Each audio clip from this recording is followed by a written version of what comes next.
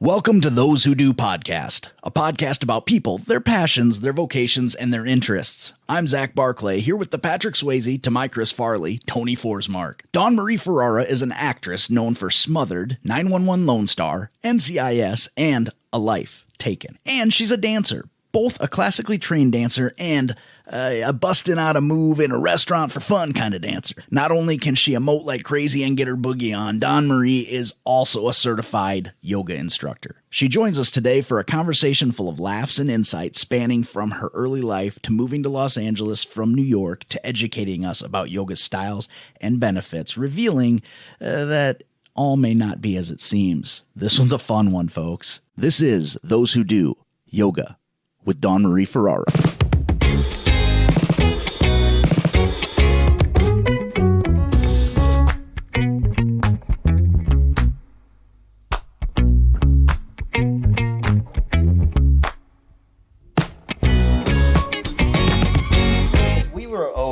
Valley Glen, I think, when you and I last did a scene together. Yeah. Oh, okay, gotcha. And then we moved over here Got after. More bang for your buck.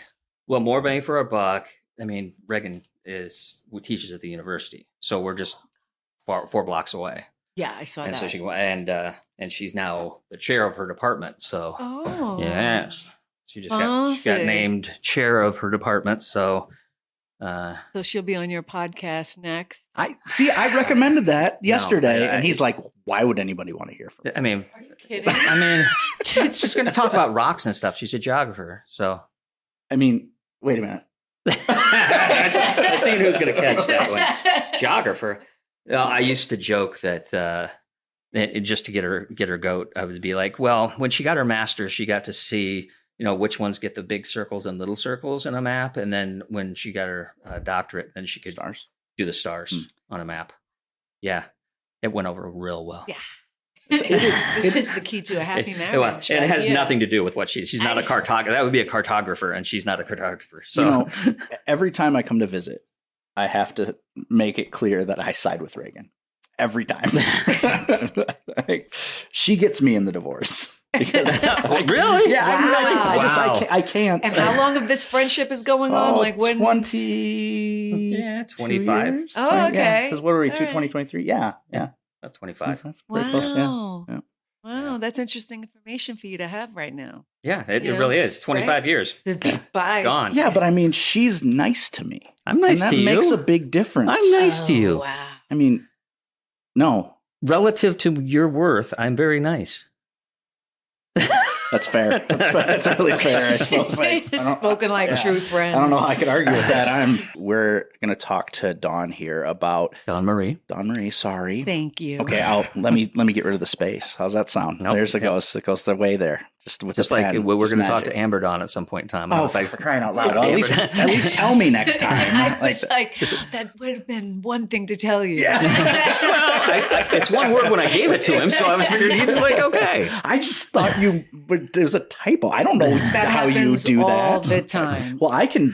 It happens all the time. I got hired once to MC an awards banquet for advertisement agency. And it was one of those deals where I asked them ahead of time. I was like, hey, can you give me the phonetic spellings of the names so that because, like my last name's Barclay and everybody wants to say Barkley, or they want to spell it Barkley, but it's Barclay. And so I'm very sensitive to that. I was like, I don't want to mispronounce somebody's name. Well, they never gave them to me. Oh. And so we had. And he's from Iowa. He doesn't deal with exotic names.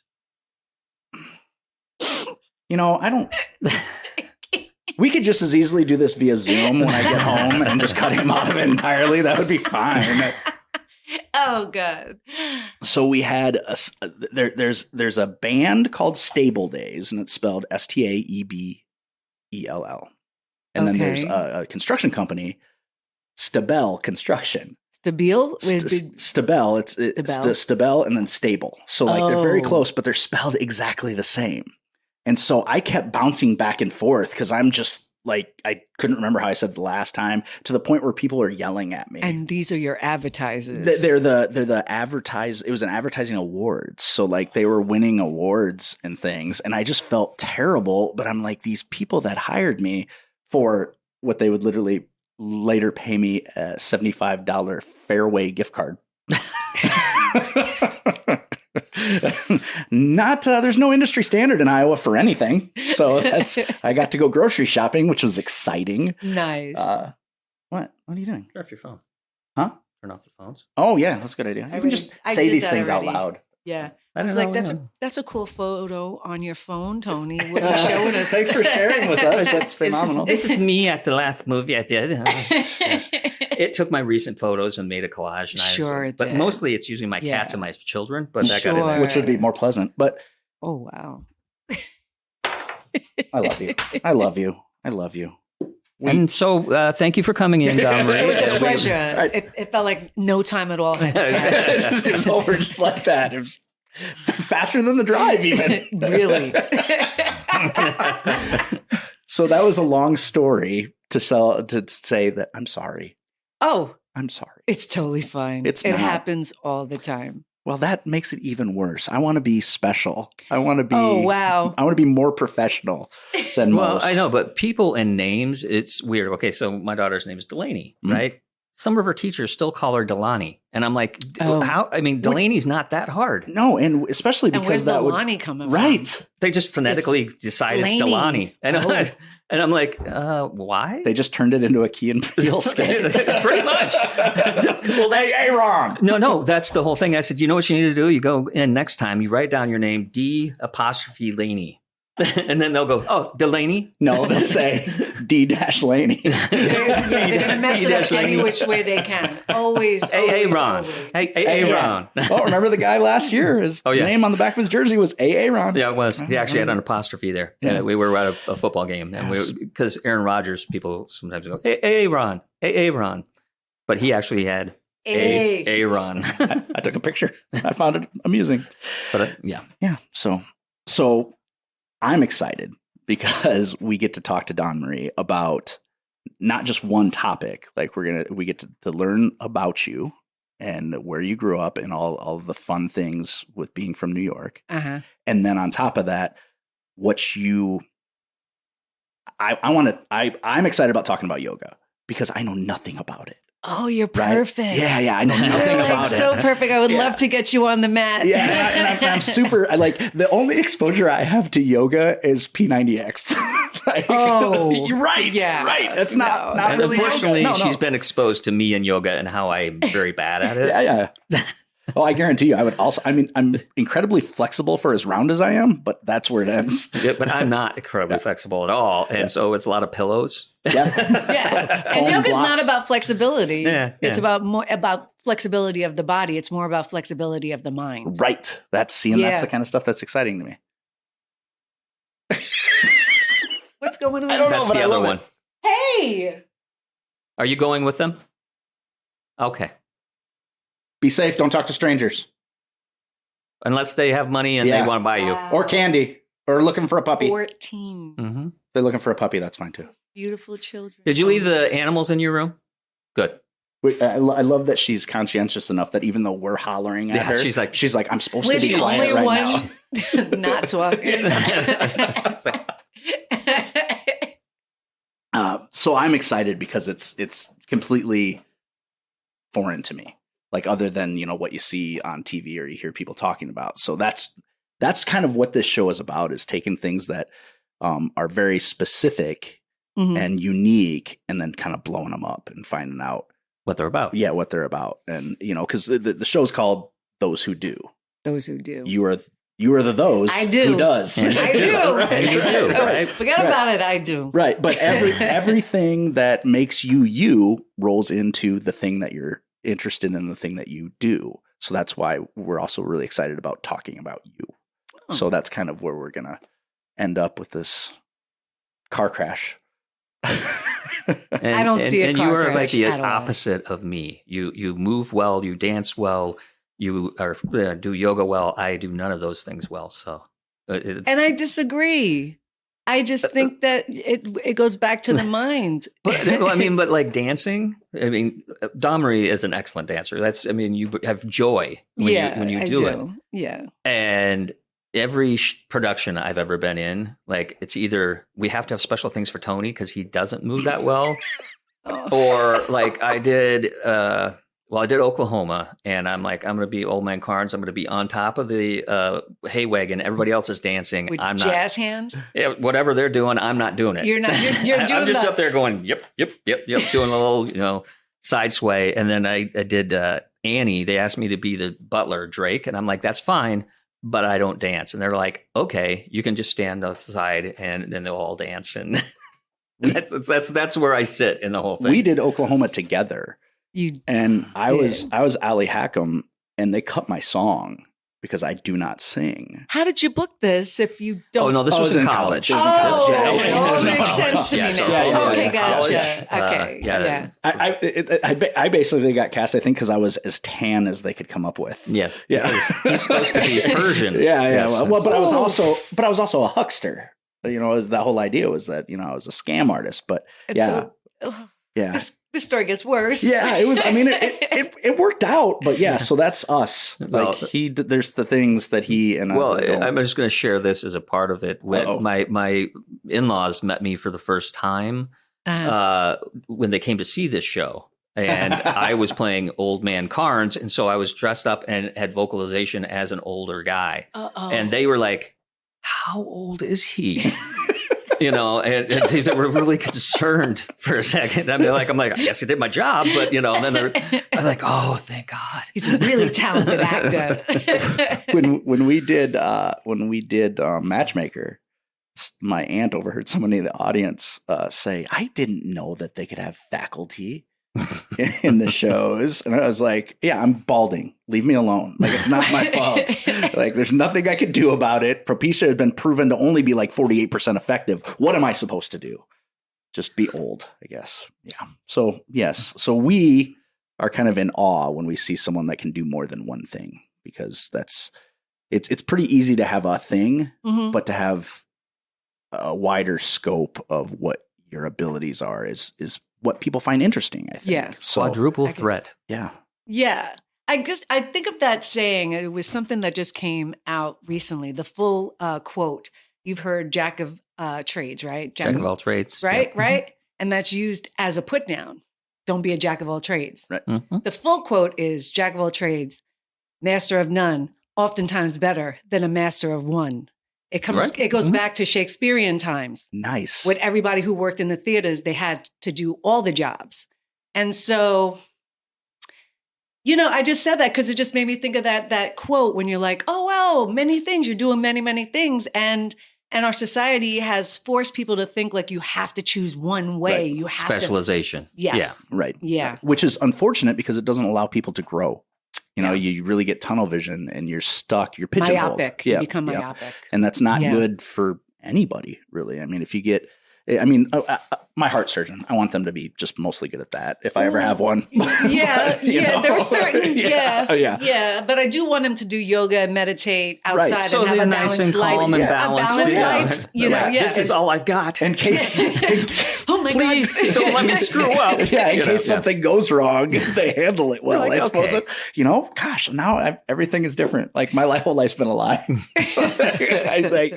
I never thought of it that way. I hope I never have to have heart surgery. Let's just toss that out into the universe. No heart surgery over here for Zach. Please. Oh, they're going to in there find something else. Be like, this is really fatty in here. I don't know what you've been doing. I know what I've been doing. What about your life choices have sent you here with a fatty this thing over here? It would be easier if I told you the good things I don't do than the bad things that I do. Yeah. Yoga, don't do that. Yeah.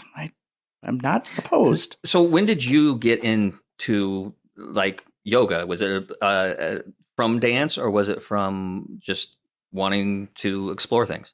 Well, I had always been a dancer. Mm-hmm. I've been dancing since I could walk. I joke that I, probably was dancing in my mom's womb, mm-hmm. And trained. And when I moved out to California, coming from New York, that transition mentally was harsh. And I started to see these signs for yoga studios. And I was like, let me try that. And that's literally how I started, because I started to go and it started to help me mentally. So I didn't want to kill people here. Wow,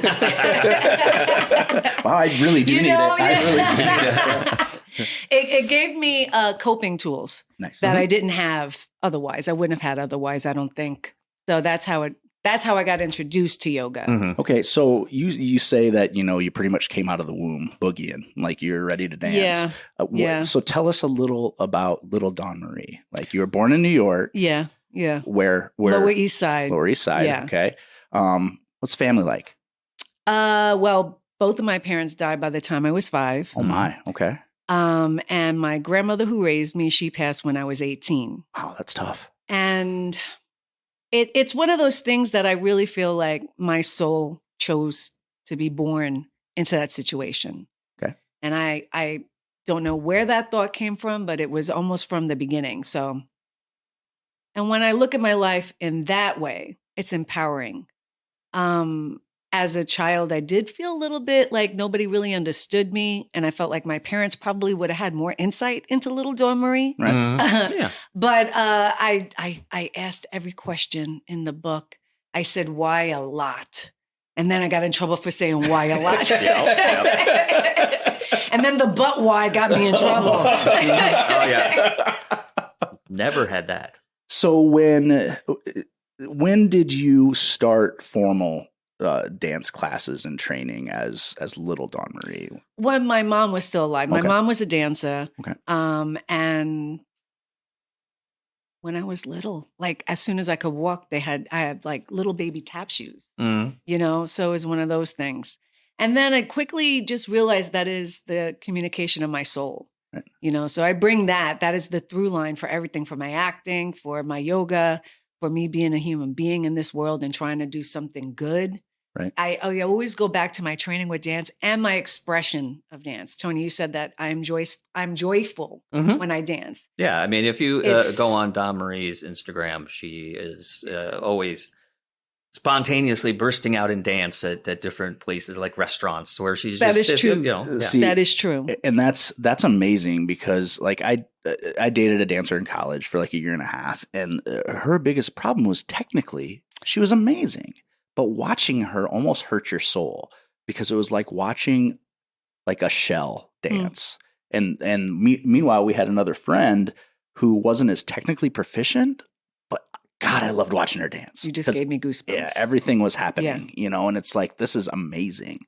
And to see somebody who really feels the movement, which is what you're describing, what Tony's describing to us, is like that is so important. In the arts, like I mean, anybody can read a line, or anybody can do or be taught to do a movement, but to have the passion that you have for it, like that's why I'm excited about today. I'm very excited about today, because like that's interesting, and it's so fulfilling, not only for you, but the people who interact with you. Thank you. So your preferred salsa? Would you do? Well, I did do contemporary, jazz, hip hop.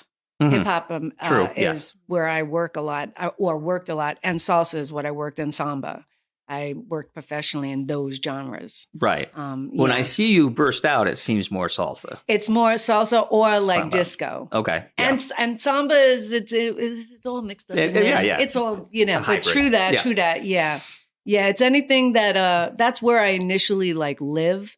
And if it's a hip hop song, it would come out more. Probably, yeah. I could see that. And hip hop really pulls kind of from everything, and does that hybridization of all these different, especially different ethnic dance movements, just because it's so evocative. Like, I don't listen to hip hop music at all, but I can watch hip hop dance all day long. Oh, well, hip hop comes. A lot of it comes from jazz. Yeah. So it's really an American created music form, as well as jazz is. Yeah. So because and as true American, it just takes all of these things and just melting pot, right? Yeah, and makes it unique. And that's neat. That's really neat.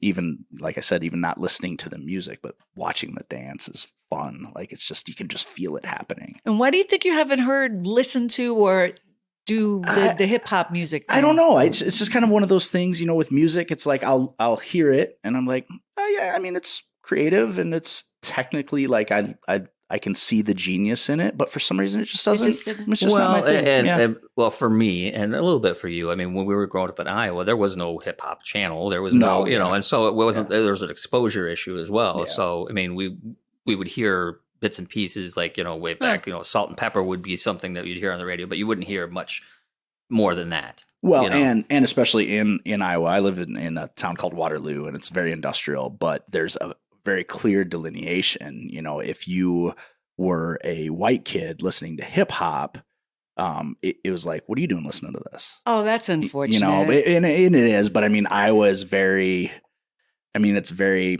I won't say segregated, but it's like there are unfortunately there's race roles, so to speak, of it's just kind of stuck in time, and as most of the Midwest, I mean, you're not looking to the Midwest other than, luckily Iowa was the first state to legalize gay marriage. Right.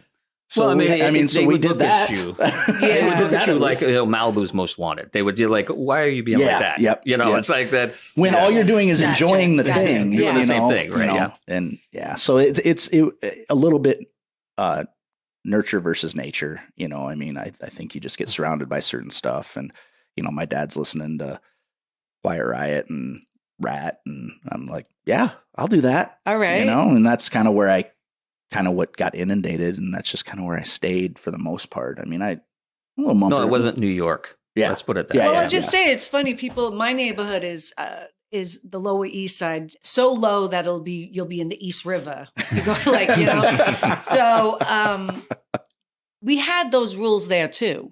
I'm Italian and Puerto Rican. I wasn't Puerto Rican enough to be hanging out with my Puerto Rican friends, and I wasn't Italian enough to be hanging out with and I had to fight a lot because I was the brownest girl. So, it's like that in a lot of places. The difference is that hip hop was born in New York. Right. It really, really was the birthplace, and it exposed a lot of economic differences and racism, and it gave voice to the oppressed. Right. And that's what jazz did too. Right. Absolutely. Yeah. And provided opportunity where there hadn't been before. Like it's like I said, I can look at it and see all the genius of it. And it's just like, well, because you're an artist, so you could actually appreciate the skill that it takes. Yeah. I don't have to. It. Right. But you go, wow, this is amazing. This is not something I could ever do, but it might be cool to give you something. And I just throw on some Quiet Riot on top of a hip hop routine. Oh, now see that kind of stuff I can get way behind. Gotcha. Like I love that. There'd be a lot of head bobbing. I don't know if there's a lot of. Only one part of my body pretty much moves when it comes to. And what part is that? It's just pretty much just I can kind of your neck. That's hip hop, baby. That's hip hop. You're right. Oh, that's right. I'm a dancer. Dance routine is done. When I took modern dance in college, we had to do a performance, and I just couldn't. My instructor, he's like, man, you don't have it. You don't have the rhythm. Like I was struggling. I'd gone to him. I was like, man, I don't know why this isn't clicking with me. So he ended up just like, I tell you what, for your performance, write a sketch for us and bring it up on stage. And it was so much fun. But I was just like, I had gotten to the point I was so frustrated that had I thought you said. Didn't he say turn off your phones? No, do as I say and not as I do, whatever. But it would have gotten to the point that if I would have pushed too much harder, I would have hated it. And at least this way I didn't come out of it with a negative experience, So it was just something that I had to know my own limits. I was just not good. Same experience, same class, different time. But I was in the modern dance. I was just the centerpiece for all the people to dance around. I just had my arms out and they dance around. And that's important, though. But yeah, that is important. It was like, I didn't do a lot of that, but they would all move around me and use me as I really feel like you lost out because you probably would be a really great ballroom dancer. I can see that. I can tell you right now. Partner dancing would probably be where you would shine. We did a show, a Shakespeare show that was like a hodgepodge of different beats that were all tied. It's called Shakespeare's Women. And it was some of the pretense of it is that it's during a gathering and there was dancing, ballroom dancing involved. Okay. And that Kelly Bartlett had to I love that tasked, you guys know who Kelly is. Well, I mean, she was tasked. Her and Melissa were tasked with teaching me how to dance. Oh boy! And one of them I think it was Kelly was like, I can't do this. Oh my God! Okay, I want to teach you guys at least. You know how to do a 2-step. Well, I can't. I mean, it's part of it is because I was a wrestler that the flow is different. It's like more set, but it's the same. It could be. I'm going to give it to you right now when it comes, because I do fight. I learned martial arts with my brother. You are going with the person and you are trying to think of the next move so that you can get somewhere. Would that be accurate to say? It would be. I think it was for me more timing. The beat and the keeping it. The movement was not. You find the movement, and then what you're talking about is the musicality. When you find the musicality and you find that you get yourself into the pocket. But the movement, it's first you have to get the movement, just like we have to get the lines. Right. You have to get the lines yeah. before you could actually do anything. And it's the bridge between those two things. And I think because you're a wrestler, I think that I do feel you're a dancer. I really, really do. Is there a way to dance by rote? Like you learn lines by rote so that you learn them and then apply it to them. Because I wonder if that would be a way to... You know what I mean? If you're there's like even to like it that way, in sometimes you have a scene you're working on and it's not like somebody could rewrite it. You get hired, you're on a show and there's a moment where you just like, fuck, I can't get past this moment. It doesn't make sense. Like it's not coming out of my mouth quite yet. And that's usually an indicator that something is going on with you and you're fighting the character or something. Right. You're not connecting with the circumstances correctly or whatever. Right. And you use it as a spotlight for that. But how you have to technically get over it is repeat that. What I do is, as coming from my dance background, then I will repeat the 3 words before and get it to like get past that place to get it smooth. And then remember that that's the transition. And that also then feeds into my choices. And that's what I do with dance. In dance, you get choreography and sometimes you're like, this is just, my body does not want to go left right here. What the hell is he doing? What is she doing? And you have to do that turn over and over and over again, the opposite way than what your body wants to do. And eventually you're like, you don't think about it.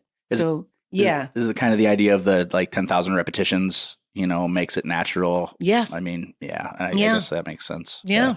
And I think for me, and I don't know if it was the same, it probably wasn't the same for you, but because you were involved with theater and performance way, way earlier in your life than I was. I didn't get involved with theater until I was 20.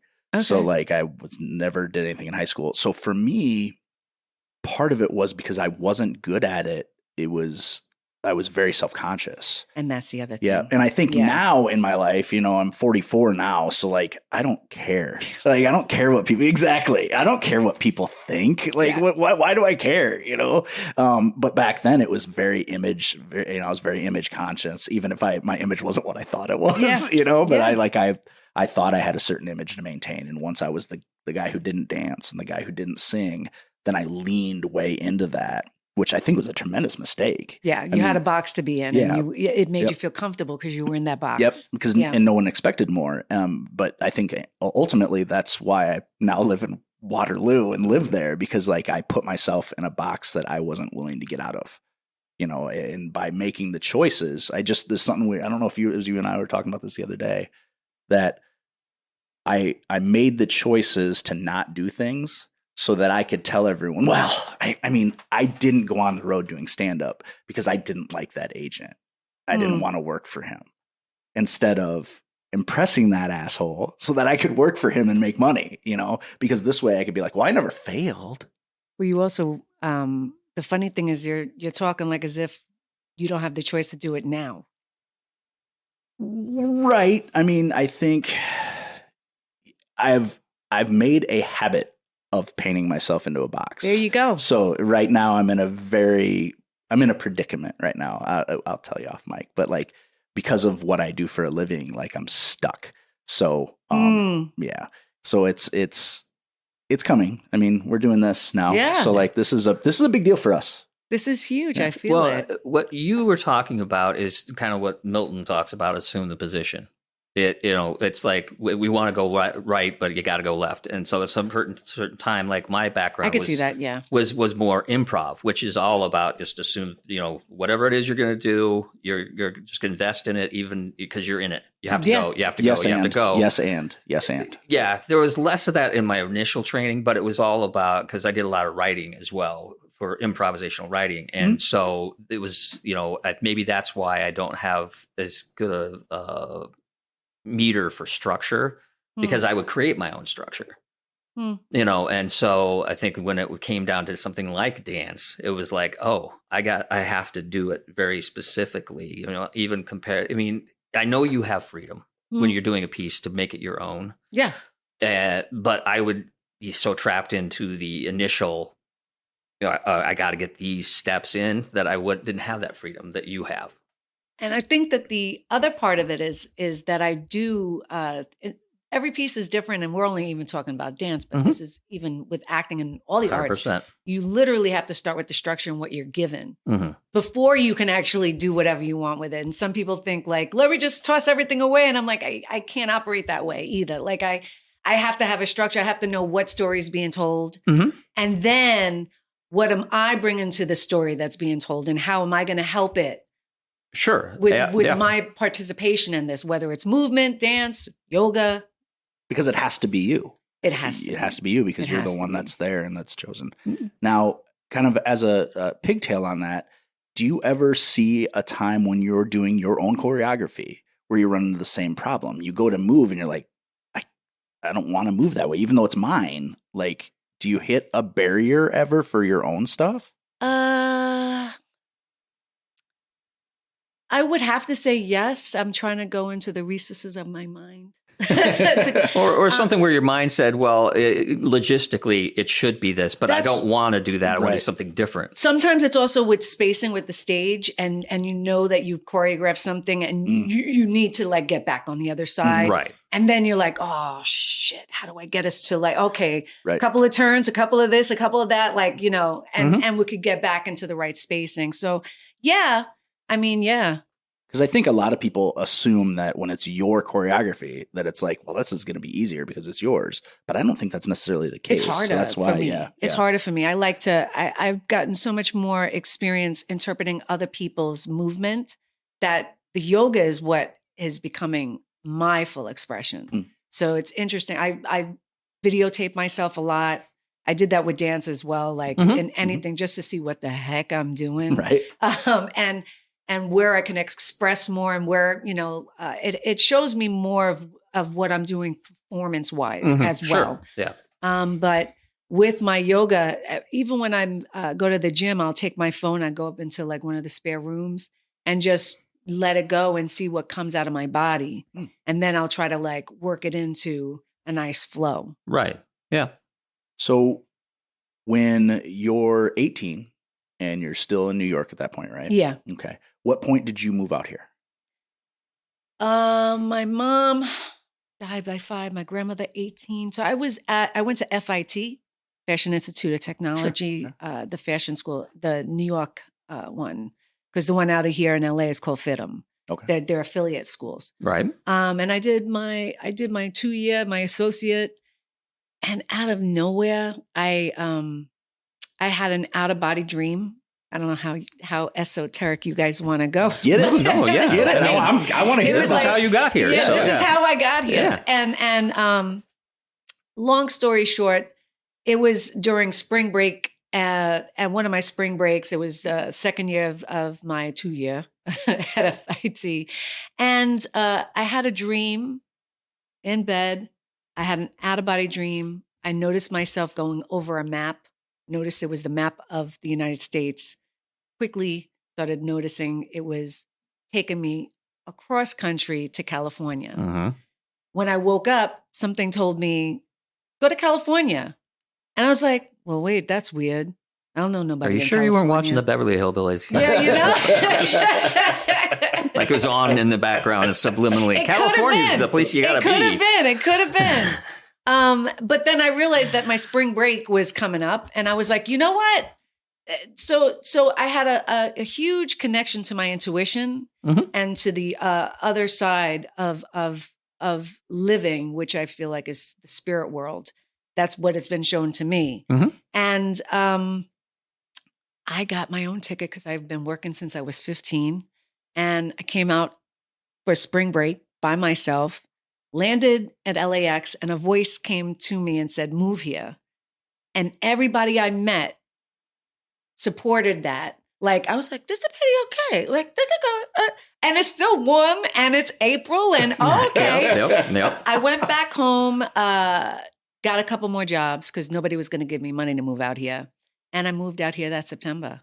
Wow. Yeah. And I didn't come out here to act like knowingly. Right. I know now that I was being led to act, but that is what happened. That's how I got out here. Wow. That's incredible. Where do you think the dream came from? Like, what do you think the impetus was? Oh, I know. Yeah. It was my spirit guides. Yeah. I always, I also feel my mom, my dad, and my grandmother always around me. Yeah. And I really do feel like if I would have stayed in New York, I would have been a shell of myself. Right. So. No, I mean, I not the same journey, but I mean, for me, it was like, I had almost finished what I was doing at college, and I had been doing some commercials, and I'm like, I need to be there. I didn't, and so I just left. I mean, I finished that semester, and then I'm like, I'm going to LA, packed up my car, didn't even have a place when I got here. But as soon as I got here, I was like, yes, and I since I've been here, I'm like, this is the place I should be just holistically. I mean, like, it doesn't matter what I'm doing. It's like, this just seems right. Yeah. I that fascinates me. Like, both of the stories, like the idea of believing in yourself enough that you're like, I'm going to go there. I don't have friends there. I don't have a place to live. And then to just go and just be all in.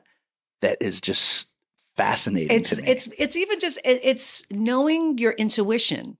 And at some point that really you have to like foster that, and just the more you make those decisions from your gut and from your intuition, the stronger your intuition becomes.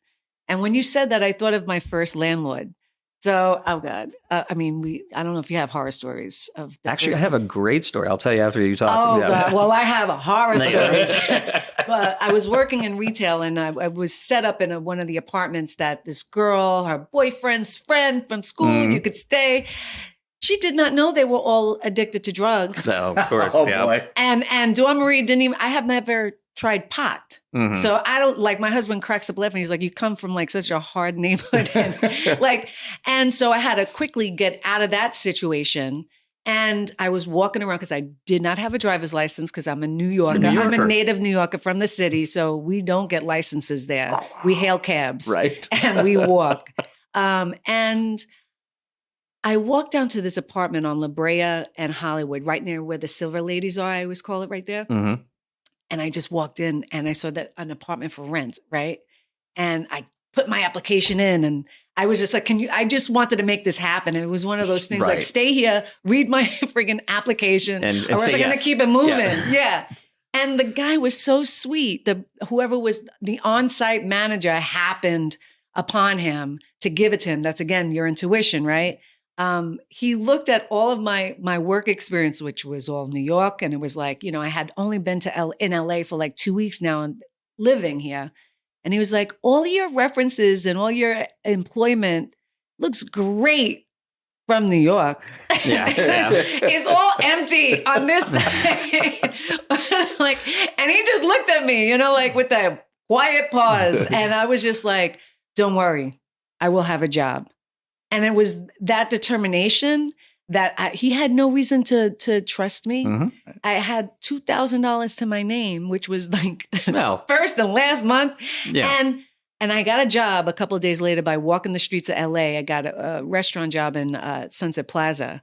But, it's one of those things. Once you start making and you listen to your intuition, the universe conspires to support you. You can't. Well, so that's not a horror story. That's a good story. I just went over the most horrific parts of it. Well, don't do that. Okay. Yeah. It was horrific. Okay, I want to know. It was heroin. It was spoons. The previous. It was Like, that part of yeah. it where I was just kind of like, whoa, is my stuff going to be safe? Like, am I safe? Like, I'm clearly not. No. The street girl in me was like, oh, Yeah. Well, then our stories aren't that different in that way, because I came in, a friend of mine drove with me, and I was staying in a hotel. That's which where hotel? I went. It was over on Sepulveda, which I at that time called Sepulveda. I was going to say Sepulveda. Yeah, 100%. I asked him yesterday, wasn't that the guy who did the pod race against Anakin in Star Wars? I didn't know even how to say it. Well, not only that, we were driving by Coldwater Canyon and Laurel Canyon, and they all say CYN. Mm-hmm. And I'm like, what's a sin? Well, you just moved to LA. We're going to find out. Welcome to the Lost Angels. Yes. And so I'm checking all over, and I went to Glendale. I mean, I was, so I was in the...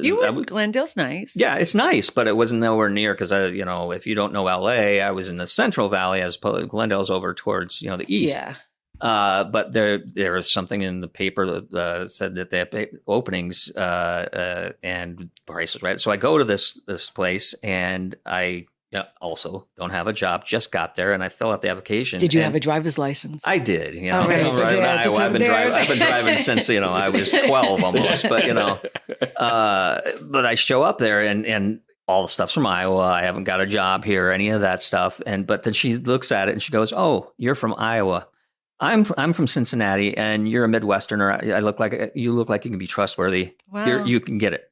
I mean, but once again, it's just the universe saying, "Okay, that's the place." Yeah. It's like, and it was like no hassle. No, and we had to be people of integrity that these strangers saw in us, because right. That could have been the worst decision they ever made. Could have been, yeah. I mean, thankfully we had people like strangers willing to be 100%. Yes, right, because it could have been weeks. Because sometimes they're like, "Well, we're going to run your application. We'll let you know." And so be stuck in a hotel for weeks. But no, she's like, no.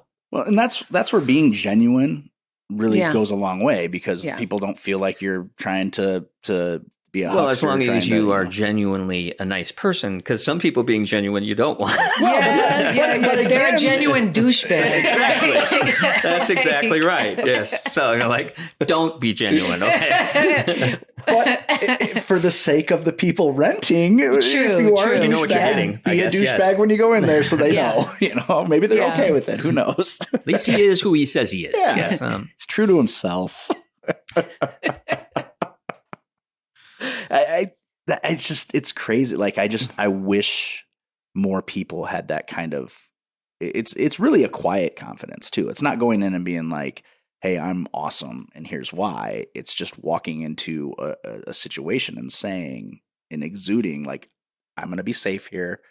You can trust me." Holding space. Yeah. You hold your own space. You make other people trust, and they feel safe. Mm-hmm. Even if they're not, when I once again first came out here, I was young, stupid, and you could still walk onto studio lots, and you could walk into agency. Same. Right. And I walk into, I think it was Abrams or something like that, and one of the agencies, fairly bigger agencies. And I just walked in with my stuff, and it's this older agent, like Estelle and Friends, like Estelle and Friends, almost, yeah, okay. yeah. But I mean, he didn't take me, but he's like, he just looked at me, but he looked at me, he's like, "So how's that going for you?" And I'm like, "I don't know." And he's like, "Well, you know what? I don't have room for you, but good on you for at least, because it's just that's a lot of people I knew at the time that I was hanging around with had that confidence to go ahead and go like, "I'm going to go on the lots and let them kick me off. I'm just going to go out and do and see." And it takes a while for you to learn what's good and what's bad.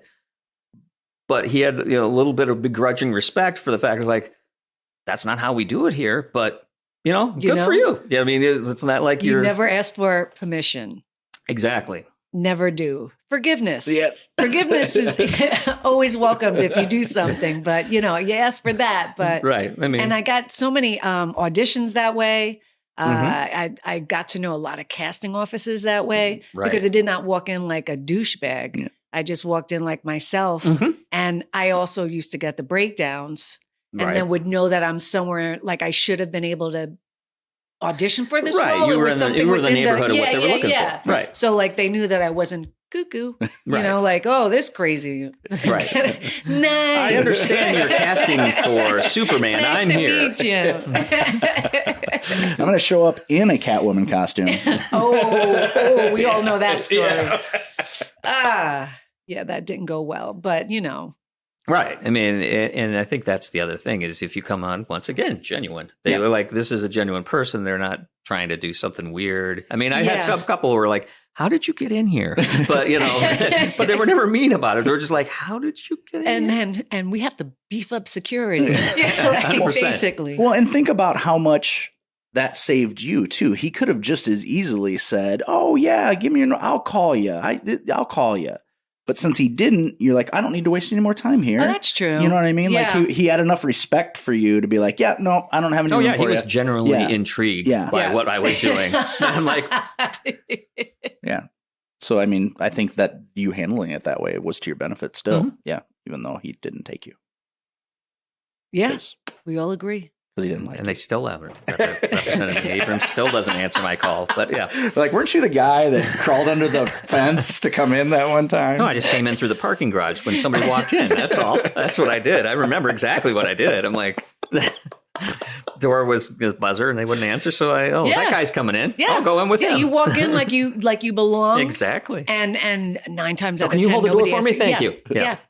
That's trespassing. That's all right. Well, I mean, technically, you didn't go in there with the intent of creating, doing another crime. There's so maybe it's not. There was no criminal intent. No. Yeah. Well, and I think there's not vampire rules. We'll have to be invited in. So I mean, they've really fudged that in the lore recently. I mean, it's kind of all over the place. I got questions. What are you talking about? Well, like a vampire, you have to be welcomed in. Yeah, you have to say, please true. come in. Oh, yeah. I'm like, thankfully, I don't have to deal with those rules. Yeah. So in some lore, yes.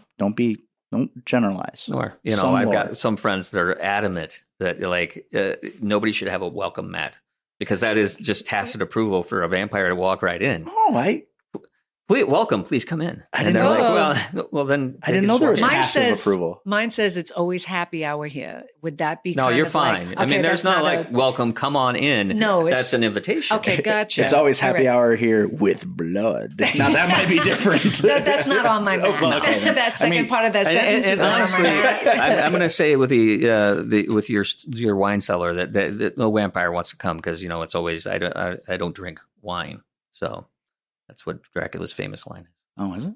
Yeah. The things I'm learning here. Yeah, well, the original Dracula was like... What is that one? Because my husband, I just had a really I've been married for 24 years, and we were just talking the other day. I was like, what's the first horror film you ever got scared of? And mine was Nightmare on Elm Street because... It's a dream. Yeah, sure. It's not real. Yeah. Like you can't talk yourself out of that shit. Right. Right, yeah. And his was the same, but then he said the original Dracula. Well, it depends whether you're saying him. Nosferatu or the original Dracula. Which have you seen Renfield, the Nick Cage and Nicholas Holt new movie? Anyway, No. they used footage from the original Batman. Nosferatu. The original, the original Robin Hood. Exactly. The original Dracula. Oh, okay. But they superimposed, they deep-faked Nicolas Cage's face onto the original. And that's terrifying. It was great. It was fantastic. But yeah, I don't know that scared me. I actually had Everly wanted to watch it. Well, what year is this? 1930. Wow. Something like that. Yeah, he was in Greece and he was like, they thought it was a good idea to play this for all us kids. And well, that's why I'm wondering if it's him. Nosferatu, because that is a European version. And it's much scarier. Maybe it might have been that. Because Nosferatu has like big, scary Yeah, mouth he and said that. everything. His face, I saw it in his face too. I was like, oh shit, I know this man 25 years and I've never seen it was probably Nosferatu because, because the original Dracula is, it's Americanized and it's like, well, yeah, I mean,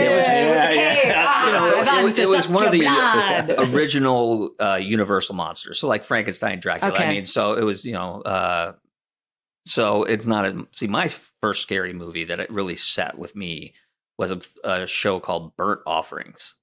It was from the 70s, and it was had Betty Davis was the grandma, and they moved into this house, and the house would basically consume the people, and whoever's up in the top, which was like the grandma, which was Bette Midler, so they would slowly go insane, and then the house would renew itself, and that person would remain in that house. And it was What creepy. is the name of this movie so I never see it? Burnt Offerings. And they had like visions of like hearse carriages, like with horse-drawn hearses going through. Ew. And it was, I mean, it stuck with you. Yeah. It was about the same time as Salem's Lot and all those others. Yeah. See, and for me, like if you're talking a television show that was not meant to be horror, it was meant to be maybe thriller, suspense, was Threads. Remember Threads?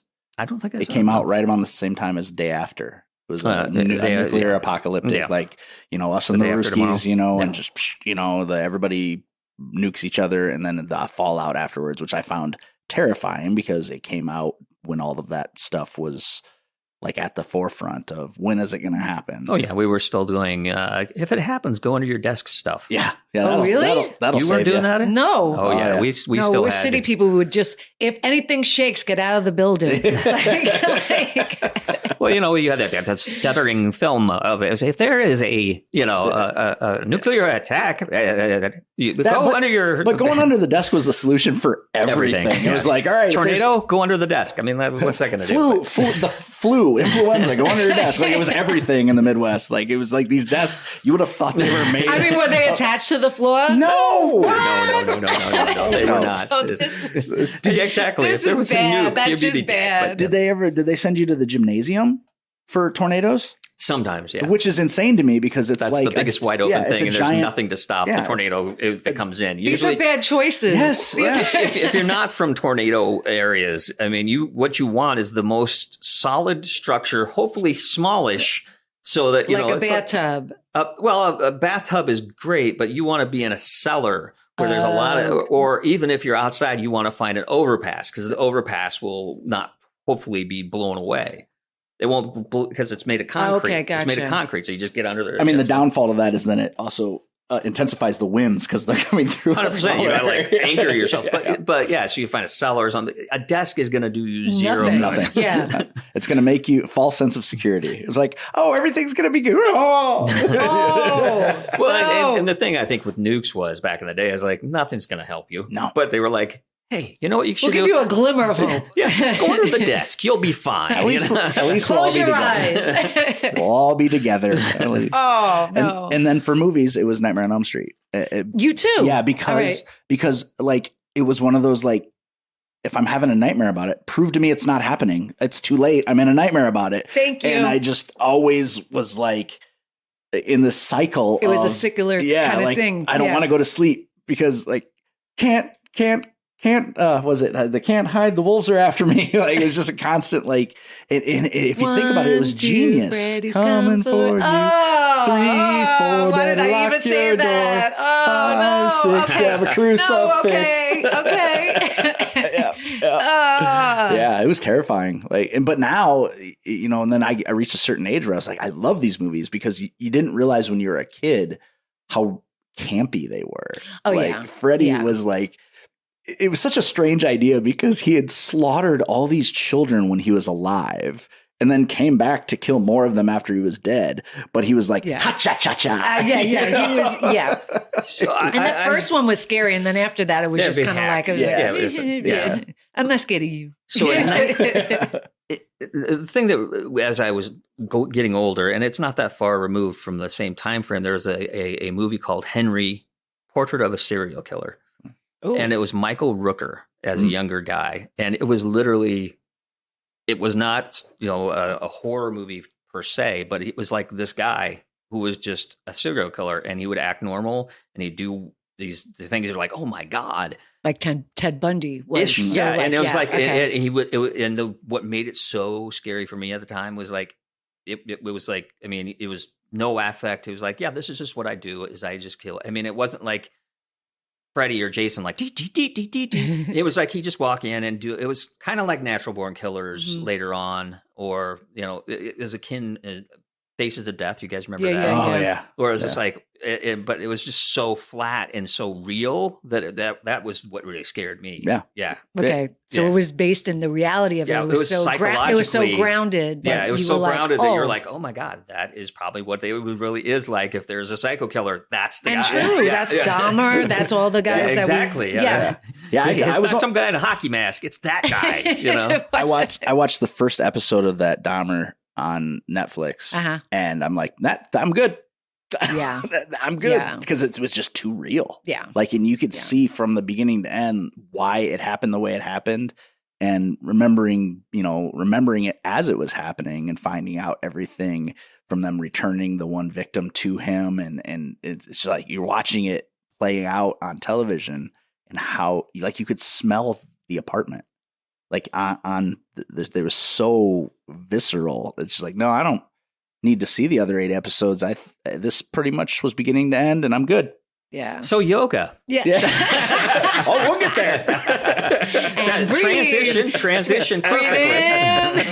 in through your nose, out through your mouth. Relax your everything, please. I'm going to take a sip out of my water too. I brought my own water. You're going to hear some clean Oh, ice absolutely. cubes in here. So we kind of already discovered that yoga came after. After dance. Where did it fall with acting? After you began acting? About right around the same time. Okay. I the apartment that I got, my next door neighbor was in film school, and she called me one day, like, really How random. like. What is it though? I had it. You're in Hollywood. I mean, how random, but also because the rest of my neighbors were all hookers and pimps, and we got to get some of those on. I got a couple that I stayed in touch with. We took care of each other. I felt the safest there than I ever did anywhere else that I lived in LA because I had nothing that they wanted, they had nothing that I wanted, and we just wanted to be safe. Right. Really, Yeah. And so. So this girl, she was doing her thesis. Whoever she had come in to do it didn't show up on set, and she was like, "Can you get here?" And I'm like, "Sure." And I got on set, and it's one of those. It's a student film. Now I know what it is, but Sure. I'm like looking at the setup. I'm like, "What do you want me to do?" And it was like something in that doing of it. I was like, "Oh, I think I want to do this." Mhm. And now I have to learn how to do this. Right. No. Thankfully, I did, it quickly came. So, like I have to know how to do it. I have to learn. There's a skill here quickly. Maybe that comes from my dance background, probably. But yeah, so I was already in yoga classes at that point too. So. Well, they just kind of happened together by just luck, really. Yeah. The acting thing, it just kind of fell into it. True. Which is interesting in and of itself because it's like, oh, hey, there's this other thing that is really speaks to you. You know, that's neat. Now, remember I prefaced at the beginning by saying I know nothing about yoga other than that it helps calm you down and it's very good for you. Now, there are different yogas, right? Yeah. Okay. Yeah. So it kind of seems like over the course of the last 20 years, they're more hybrids. Right. So goat yoga, right. Puppies. I mean, I would try the Diamond Dallas Page has DDT yoga. Yeah. Which is very DDP, sorry. Yeah. Which is very I actually got the disc just to see what they would be because, and it's more P90X, but there's a little more yoga to it. There's a little more movement. Yeah. It is a hybrid, 100%. Yeah. And a lot of people have benefited from it, but most of all, Diamond Dallas Page has benefited from it. But yeah, so kind of break down for us the best you can. I mean, you don't have to spend an hour doing it, but like the different spend an hour, right? The different some of the main styles and how they might differ and what their benefits would be. Oh, wow. Okay. So there are so many that are that are based out of India. Mm-hmm. And if you want to trace it all back, that's the lineage. Okay. And then it came to America, and power yoga is America stamp on yoga. Yeah, That just like we're going to do it, and we're going to do it powerfully, faster. with authority. Extreme. We want no, meditation in this. There's no time. Focus. Just harder, more, faster. What? No. Can we turn it up to 130 degrees in here as well? So that was I don't know if we could say his name, Bikram, who brought the hot yoga. Okay. And he was a con artist because he stole those 22 poses. I think it's 26. It's 26 poses and 2 breaths, 2 breathing techniques. That is the basis of Bikram yoga. And he basically took that and then came to America and did the American way. He packaged it himself and, try to patent it and do all that. But Ashtanga, Iyengar, Are these people? These are, yes. Valid question. Or are you having a seizure? I don't know. People, place, or thing. That's where we are in our yoga knowledge. Yeah. Are you okay? Copy that. I need you to hold both arms out and smile. Yes. Okay. So yoga in its most simplest form, yoga means to yoke. So anything that is pulled together. That's what yoga is. Okay. And there's so many of them now, but there are fathers and grandfathers of yoga. That there's a list of them too that I won't go into. But it's Hatha yoga is a really nice foundational yoga, a beautiful yoga that came out, excuse me, like maybe about 15 years ago, and is no more because of similar things that happened to Bikram. Bikram yoga. I don't know if you got Bikram. Okay, oh yeah, you've heard like Scandal. Scandal. I haven't. Horrible. I haven't. He is.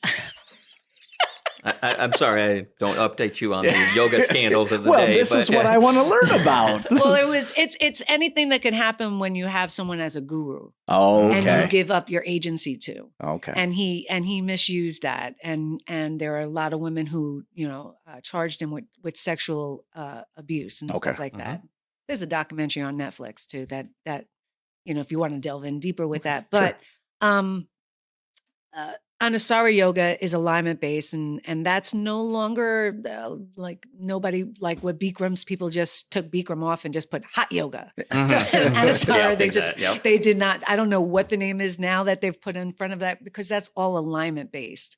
Iyengar is very alignment based, and Ashtanga is as well, and that is a hard yoga as well for the body.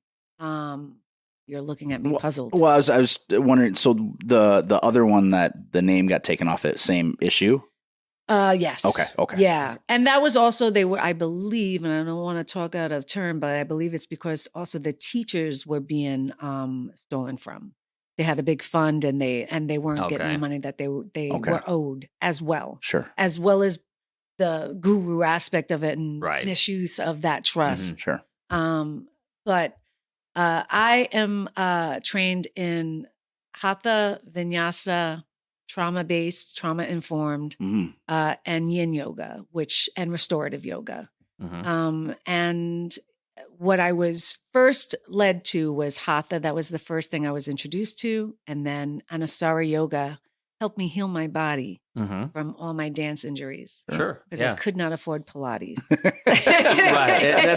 has always been, I mean, because we being who we are, we have a lot of friends who do Pilates. We do have people that do yoga, things like that. And it's always been a thing for me. It's like, should I be doing this or doing that?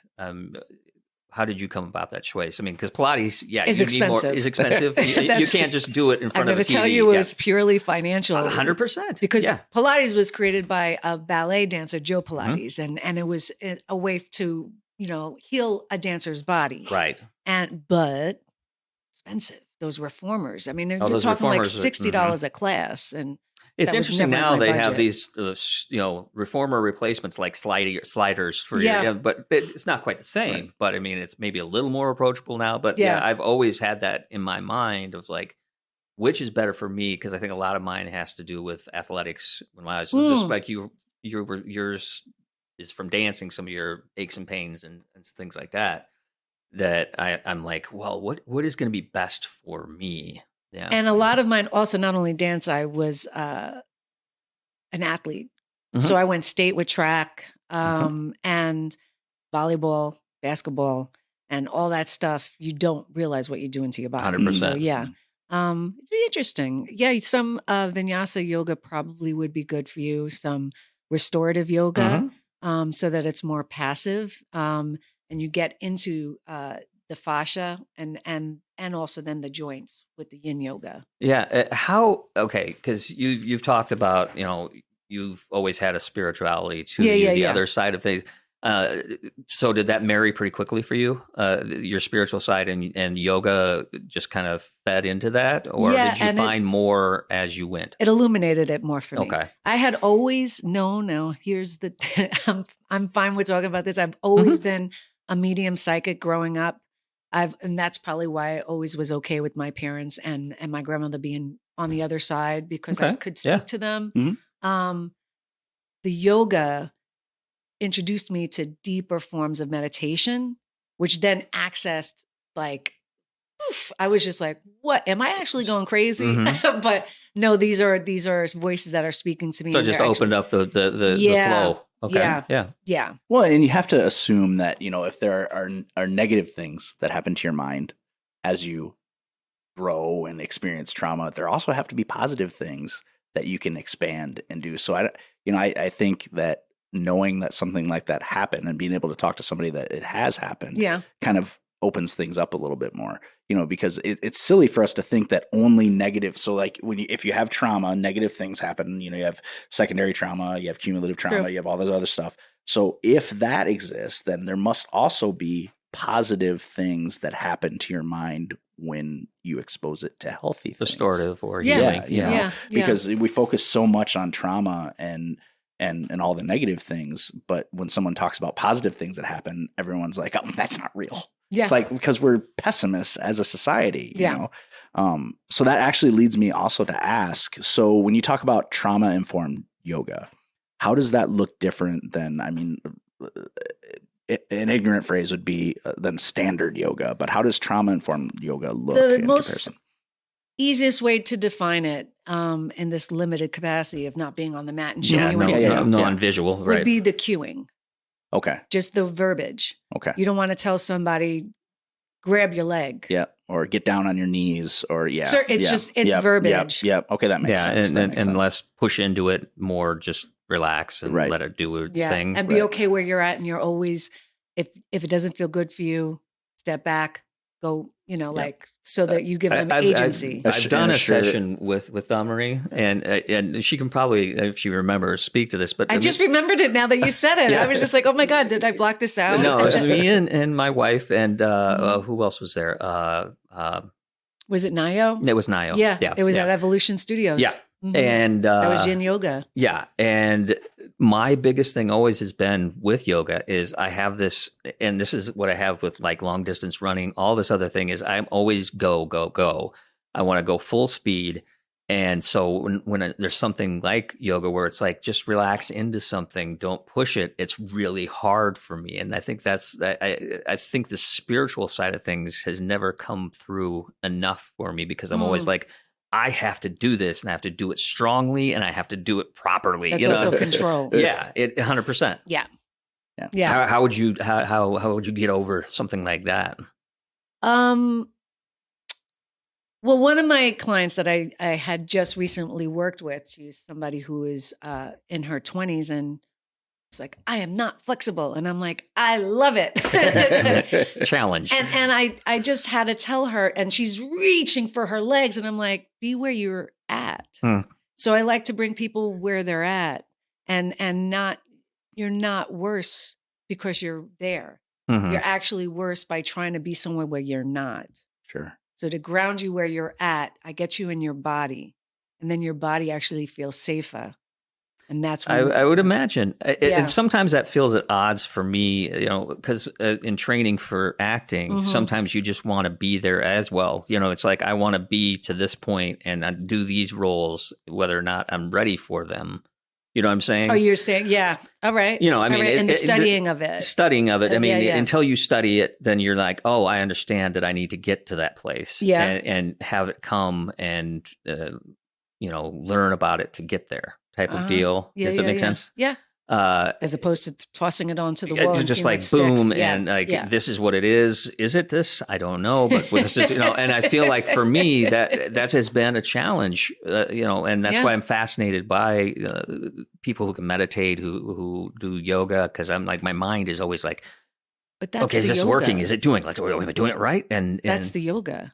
Yeah. If you don't think that's happening in my mind, it is. It always will be, and it's the trying to control it that makes it more that creates more chaos within. Okay, so you don't try to control it. You just, and then that's what I've heard is just let it flow through, and that happened. Go through it. Maybe that kind of meditation is not for you. There's walking meditations.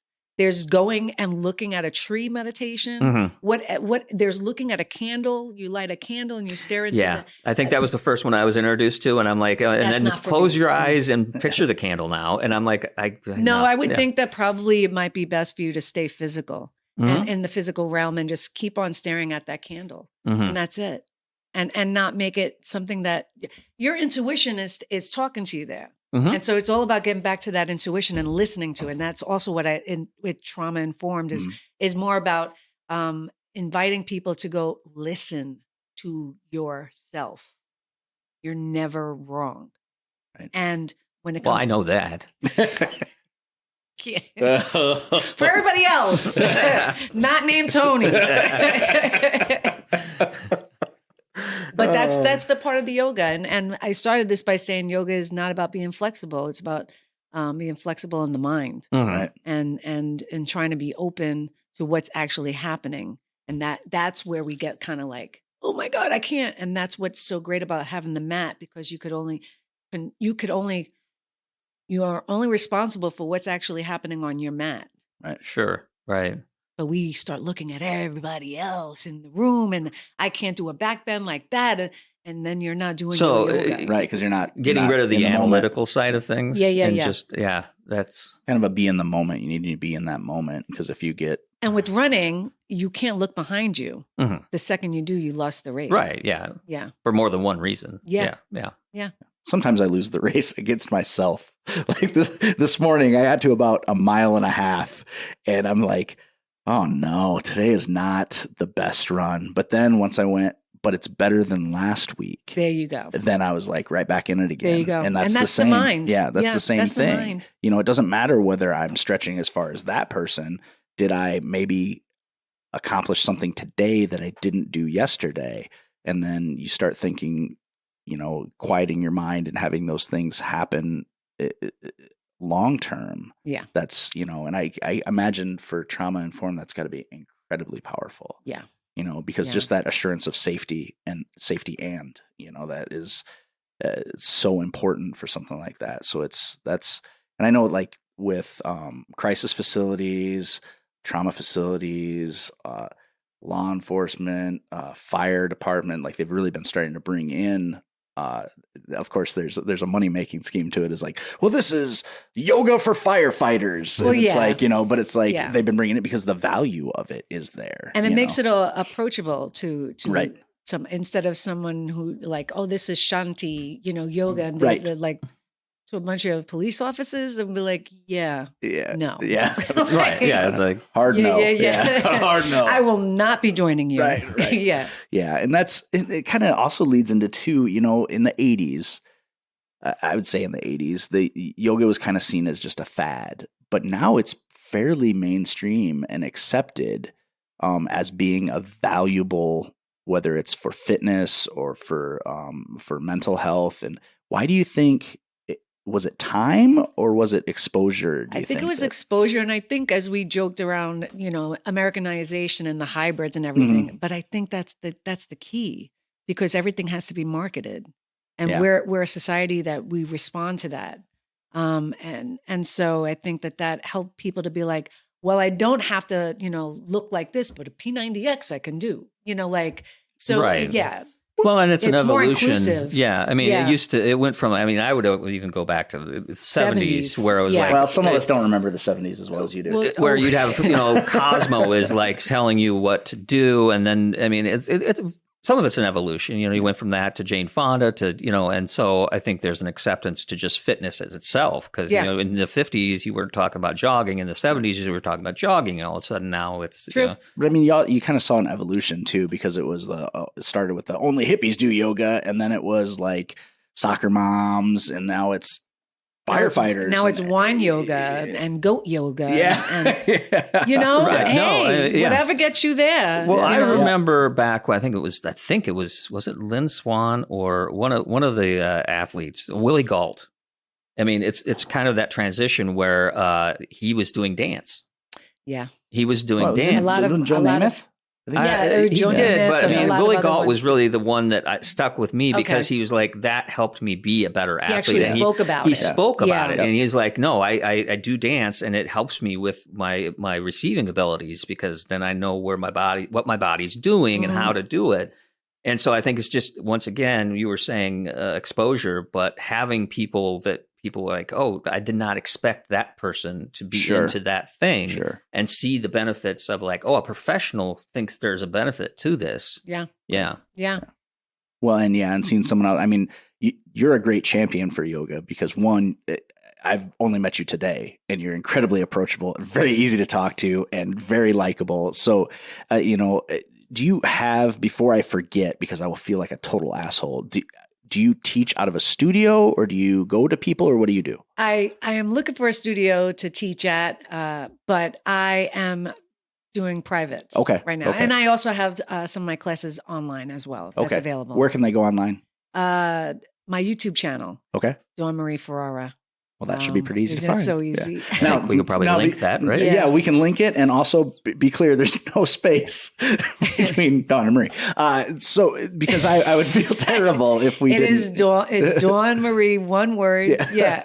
And so once you find a space, also make sure you let us know. I definitely Because I like to think of the people that are willing to come on and talk to us as our friends. So like we want to help our friends, Thank you. And if only 4 people listen to this, maybe all 4 people will come to your space. Yeah. Well, even just one person. Yeah, there we go. Yeah. Well, this always interested me because of where we are. How did COVID affect the community of fitness and wellness? Because you would lose your ability to have group sessions.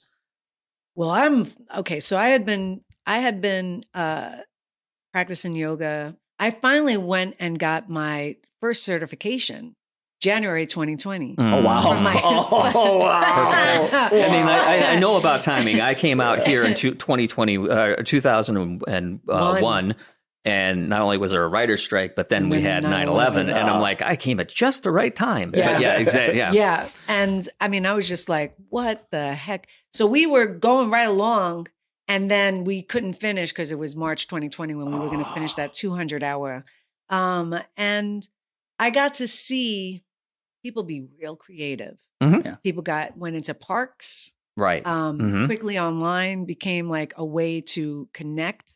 Right. It kept us sane. Right. Because anybody who was already practicing, you wanted to stay part of your community. Mm-hmm. And so a lot of studios then opened up their, how one of our teachers has a studio where he teaches to other countries and other states and stuff like that. Well, not so much with yoga before the pandemic. And it opened it up for people like I could take my yoga class wherever. So there was some benefit, unintentional benefit. Exactly. Yeah. And how much of that do you think in general has carried on then? It's still now. Exactly. And there's classes now that like people outfitted their studios with cameras and they offer it still online and in person, same class. Right. And the key to that is that it's not just like a passive camera. Like the teacher will look in, acknowledge and be able to teach the students that are on their Zoom. Oh, nice. Because you could see them. Oh, nice. Yeah. And get feedback. And get cues and yeah. And that's a special skill to like be able to balance. And we started to do that towards the ending of it because that's how we started to train towards the ending of it. So, Right. Yeah. Right. Now, are you personally still doing any virtual stuff or no? Yeah. Most of my stuff is, I teach virtually. Yeah. And some of my teachers, I still support them by taking their classes, or the class is over and I got the link and I still take their class like that. That's an important thing to note. And it's not anything I wrote down, but I'm glad you brought it up. Do you still take yoga classes? Oh, you always have to. Right. Yeah, Right. you always have to. Within the yoga community, I've got my 500-hour certification now, but you do always have to go back and get the hours. So, but it is also important because you have nothing to teach. You have to fill up your own vessel Right. for you to be able to offer it to anybody else. Right. And so I oftentimes bring what came up for me on my mat to my classes. Right. Because it's just staying inspired. It's staying, I'm in the learning phase too. I'm in the, I'm in practice too. You can't pour from an empty cup. Yeah. Yeah. And that's so many people who teach forget that. They think, oh, I'm the teacher. I'm the teacher now. Not a teacher. I'm the teacher. So I have nothing more to learn. And those are the teachers that you're like, should automatically discount And they sometimes end up becoming like very weird guru. Right. Well, weird guru. And my experience has been they obsolete Right. themselves more quickly than somebody that's more holistic. Yeah. And I like you acknowledges using that word, holistic. I like that usage of it right there. Yeah, Tony. Yeah. I linguistify very well. Yes, you do.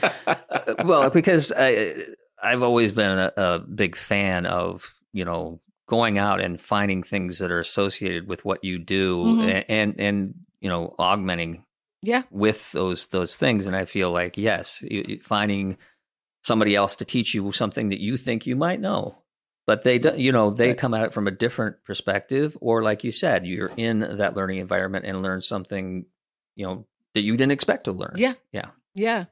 And one of the things that I think that I particularly bring to the table as someone who's, I hate to call myself a teacher, but as a yoga teacher, is I tend to like to break up somebody's like track that they're on. Mm-hmm. So like everybody will walk in and I like to just like, if I feel like the person's like pulling away, I'll just come closer to them and insert myself if I feel like I can.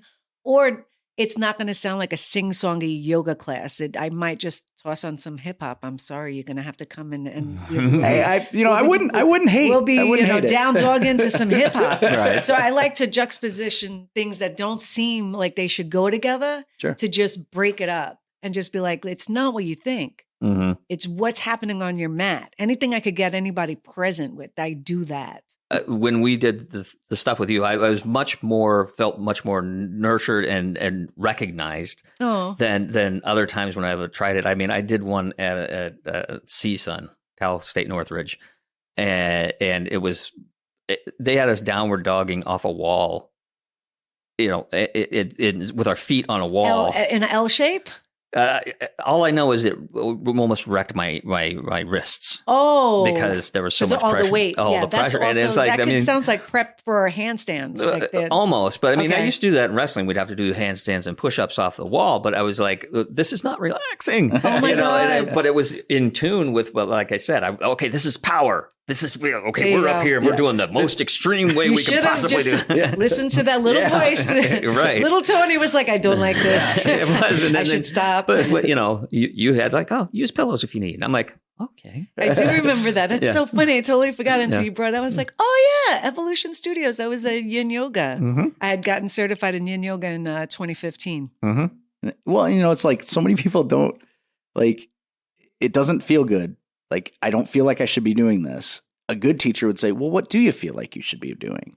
Like what would be comfortable for you? And then you can work from there. But you gotta have somebody like me, where it's like somebody like me is like, well, somebody would tell me that. They're like, oh, you don't push so far. Like I have long legs and it's hard for me to touch my toes. I can't touch my toes very well because my legs are very long compared to the rest of my body. But I'm like, I'm going to do it. No, relax. No, I'm going to do it. A challenge. Exactly. Exactly. It's a challenge. But it's almost like the person teaching you might know more than you. A little bit. You hope. And could be telling you that what you're doing is not the goal. Yeah. The goal is not to get hurt. But I can show you that I can do that. Yeah. And that's why I could not do P90X, because it's like, no, I'm doing that top thing. I'm doing the top one. And I would do it, but then the next I'd be wrecked. Yeah, they're very clear on that though. It's like, okay, this is how many reps you will do someday, but if you can only do 5, that's fine. Just wait for us to start the next one. Yep. Now this guy. No. Well, because you're modified. I'm not doing the modified. You're okay? sports minded. Yeah. And 100%. That's how we're trained. Yep. Yeah. Totally. It was completely. And dance too. You do it so much that you can hurt yourself because you're results oriented. Mm-hmm. Mm-hmm. Yeah. I'm fine with only doing the minimum of what feels comfortable. I got the president's test for physical fitness certificate. Okay, I can do it all. Did you run the 8-minute mile? Ronald Reagan said I was good. I have this certificate printed on a dot matrix printer. It says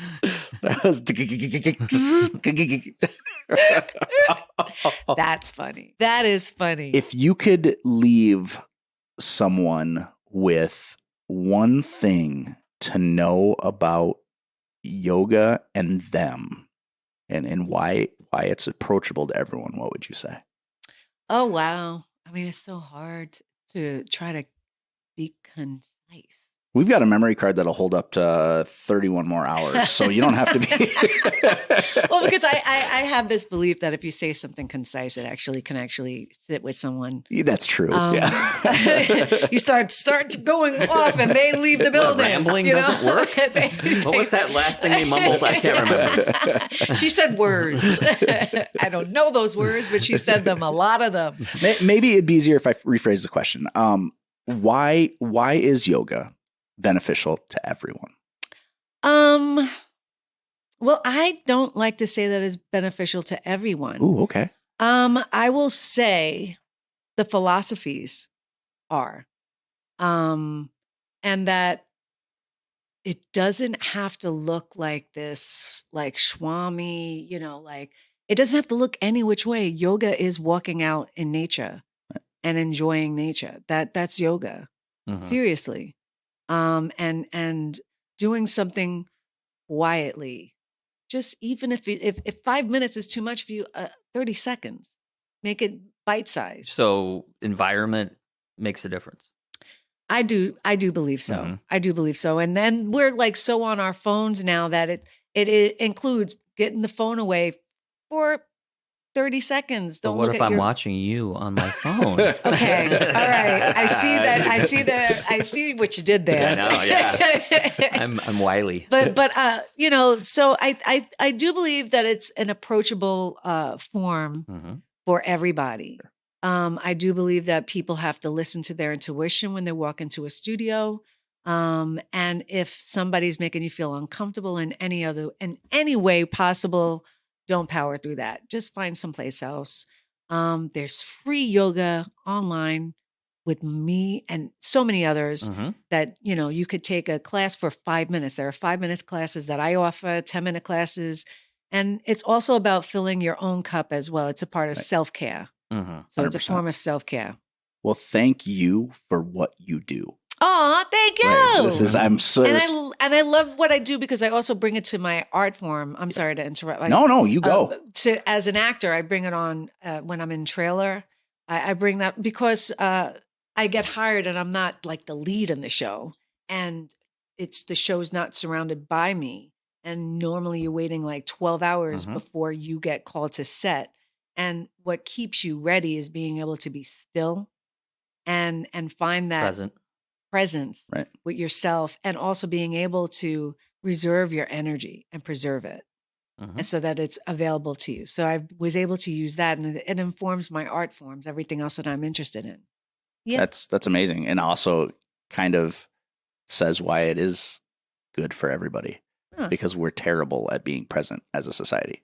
We're horrible at it. Getting more and more worse and worse and worse. So that it could be very easily the short answer that yoga can help you be present. And that is so incredibly important as parents, as whatever job you're in. It doesn't even have to be a creative, or, if you design websites and you're just going through writing code by rote and you're not present and knowing what you're doing, and it's just muscle memory, you're going to miss something.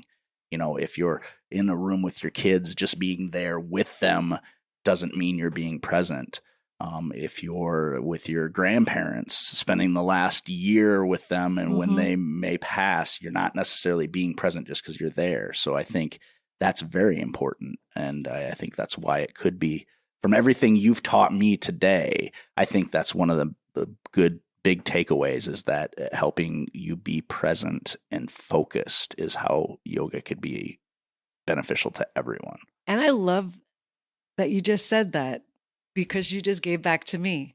Oh, it really, I really really appreciate that.